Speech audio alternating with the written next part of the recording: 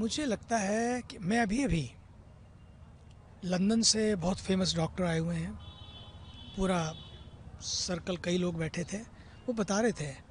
मैंने पूछा what, he said I was there, मैं वहीं पर था उस समय, मेरे सामने हुआ है। और मैंने कहा कैसे हुआ? तब उन्होंने बताया कि लोगों की लापरवाही काफ़ी थी उसमें, लेकिन शासन इतना विनम्र था, इतना विनम्रता के साथ डील कर रहा था कि even we were shock coming out from London कि यार देखो शासन कितनी मतलब सज्जनता के साथ पेश आ रहे हैं, उनको डील कर रहे हैं। लेकिन कुछ लोगों की प्रॉब्लम थी, उन्होंने, लोग लेटे हुए थे नीचे उधर और उन्होंने रेलिंग तोड़ी और चढ़ते चले गए, बस उससे हादसा हो गया। और ये बहुत दुख होता है, सच में बहुत दुख है हम लोगों को। तो मैं आपको बता नहीं सकता हूँ हम लोग कितने दुखी हैं। हमने आते ही उनके लिए यज्ञ किया, साधना की। तुरंत हम लोगों ने कहा नहीं, हम अब सबके साथ स्नान करने नहीं जाके अकेले अकेले स्नान करेंगे ताकि किसी को तकलीफ़ ना हो। नहीं तो इतने लोग परमार्थ निकेतन के शिविर में अरैल में संगम तट पे रुके हैं, तो हमने सबको कहा अपने अपने ढंग से जाओ, धीरे से स्नान करो, चले आओ। मैं तो सोचता हूँ योगी जी को कितना दुख हो रहा होगा, इन्होंने अपना रात दिन एक कर दिया। मैं तो देख रहा हूँ कितनी ईमानदारी से वो मेहनत कर रहे हैं। और क्या हुआ, कुछ लोगों की लापरवाही से, कुछ लोगों की शरारत से, या जो भी हो, भगवान जाने कौन क्या कर रहा है। लेकिन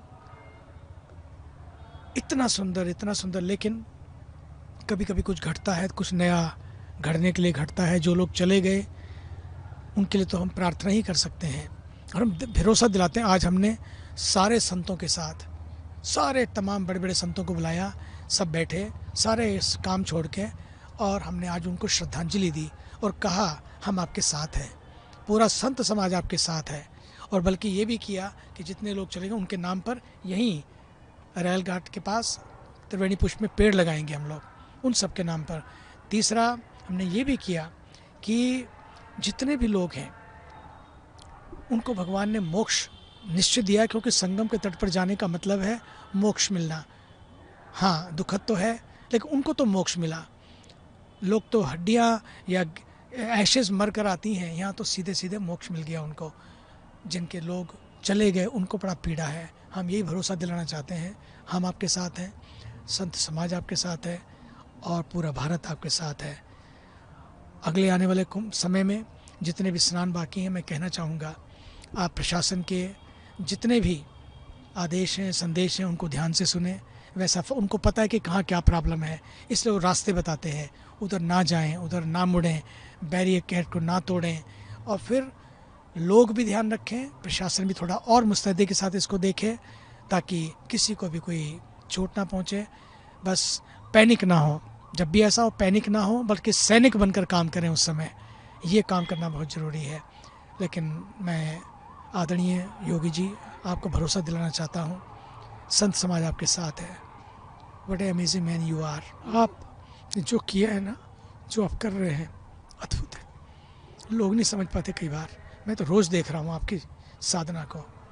प्रणाम। मैं समझता हूँ हमारे देश का सौभाग्य है कि हमारे देश के पास ऐसे प्रधानमंत्री जी हैं, क्योंकि वो साधक हैं, वो शासक की तरह काम नहीं करते, वो साधक हैं, उपासक हैं और योगी हैं। वो जानते हैं भीतर से क्या ठीक रहेगा, क्या नहीं ठीक रहेगा। और अगर भारत को फिट रखना है, हिट रखना है, तो खुद को भी फिट रखना होगा। Fit India is hit India, ये बहुत ज़रूरी है। और फूड मेक्स योर मूड, जैसा आप खाते हैं वैसे आप बन जाते हैं। इसलिए आप ध्यान रखें, eat right and eat light, less fried and less fight also. बहुत ध्यान देने की ज़रूरत है। अगर आपको लगता है कि हम स्वस्थ रहें, बिना दवाई के रहें, तो पक्का मानिए आपको योग करना है, ध्यान करना है, एक्सरसाइज करना है, नींद ठीक से लेना है, भोजन पर बहुत ध्यान देना है। अगर ये आप करेंगे ना, बिलीव मी, आपको दवाई नहीं खानी पड़ेगी। आई एम 73, मैं समझता हूँ कि yes you can stay fit by the grace of the divine. लेकिन इसके लिए आपको you have to do something. Eat well, eat right, no garbage, no junk, बिल्कुल ना खाइए। अगर ऐसा रखेंगे तो सच मानिए भारत के प्रधानमंत्री जी बिल्कुल ठीक कह रहे हैं, आप स्वस्थ रहेंगे।